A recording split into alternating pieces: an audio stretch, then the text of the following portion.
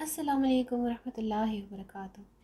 شادی کی پہلی رات میں نے گھونگھٹ اٹھانے سے پہلے اپنی پگ اس کے قدموں میں رکھتے ہوئے صاف الفاظ میں بتا دیا، مجھے معاف کر دو، میں حق کی زوجیت ادا کرنے سے بالکل قاصر ہوں، صرف اپنی والدہ اور بہنوں کی خوشی کی خاطر خود غرض بن گیا ہوں۔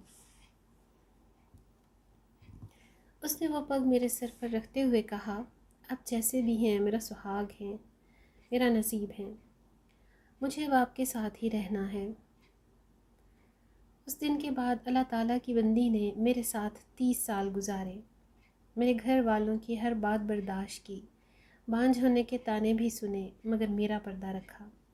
قبرستان میں قدم رکھتے ہی ایک مہک نے استقبال کیا، یہ خوشبو اس سے پہلے کبھی نہیں سونگھی تھی اور نہ محسوس کی تھی۔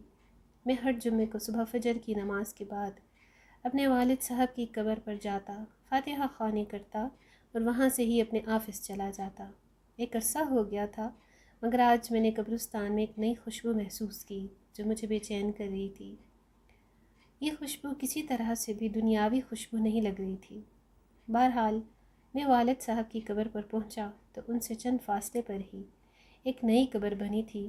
تازہ پھول اور چادر سے اندازہ لگانا مشکل نہیں تھا کہ 2 یا 3 دن پہلے ہی یہ قبر بنی ہے۔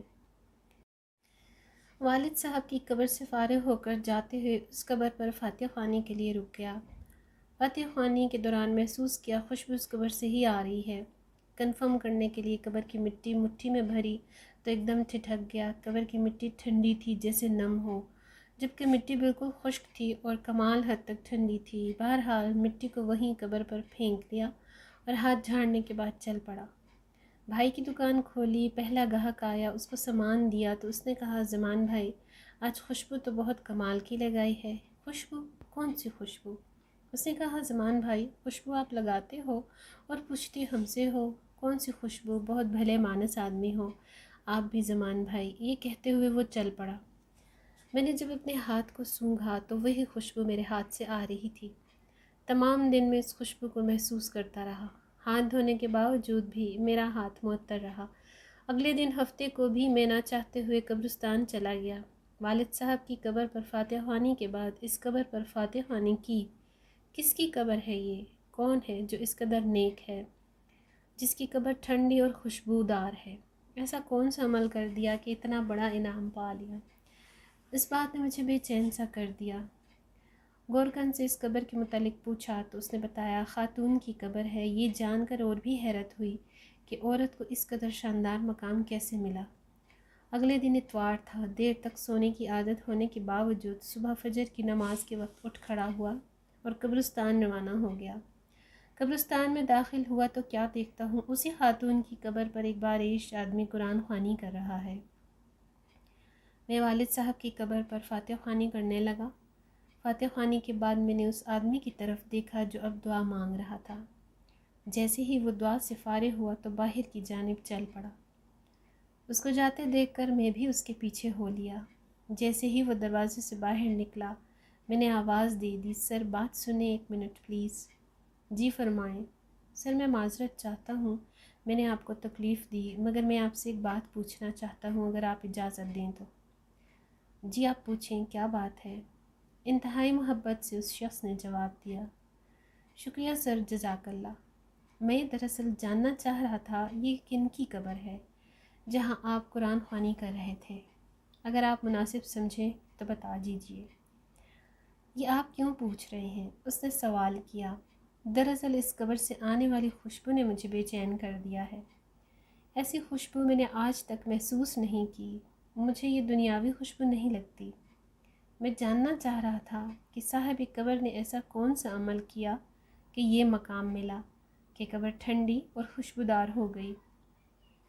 یہ سن کر اس شخص نے ٹھنڈی آہ بھری اور کہا، قبر ٹھنڈی اور خوشبودار کیوں نہ ہو، اس نے اللہ تعالیٰ کو راضی ہی ایسے کیا ہے۔ جی میں یہی جاننا چاہ رہا تھا کہ ایسا کون سا عمل ہے جس سے یہ سعادت نصیب ہوئی۔ تو اس نے بتایا کہ یہ میری زوجہ کی قبر ہے۔ 30 سال ہماری رفاقت رہی۔ میں 4 بہنوں کا اکلوتا بھائی ہوں۔ میری بہنوں اور ماں کو میرا چہرہ دیکھنے کا بے حد شوق تھا۔ سرکاری نوکری ملتے ہی چاند سے دلہن کی تلاش شروع کر دی گئی۔ یوں دنوں میں لڑکی کی تلاش کا کام مکمل ہوا۔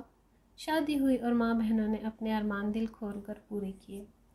شادی کی پہلی رات میں نے گھونگھٹ اٹھانے سے پہلے اپنی پگ اس کے قدموں میں رکھتے ہوئے صاف الفاظ میں بتا دیا، مجھے معاف کر دو، میں حق زوجیت ادا کرنے سے بالکل قاصر ہوں، میڈیکلی طور پر مکمل انفٹ ہوں، صرف اپنی والدہ اور بہنوں کی خوشی کی خاطر خود غرض بن گیا ہوں۔ اس نے وہ پگ میرے سر پر رکھتے ہوئے کہا، آپ جیسے بھی ہیں میرا سہاگ ہیں، میرا نصیب ہے، مجھے اب آپ کے ساتھ ہی رہنا ہے۔ اس دن کے بعد اس اللہ کی بندی نے میرے ساتھ 30 سال گزارے، میرے گھر والوں کی ہر بات برداشت کی، بانجھ ہونے کے ناطے بھی سنے، مگر میرا پردہ رکھا۔ اللہ تعالیٰ کیسے اس کی قبر کو ٹھنڈا اور خوشبودار نہ کرے جس نے اتنی پاک باز زندگی گزاری ہو۔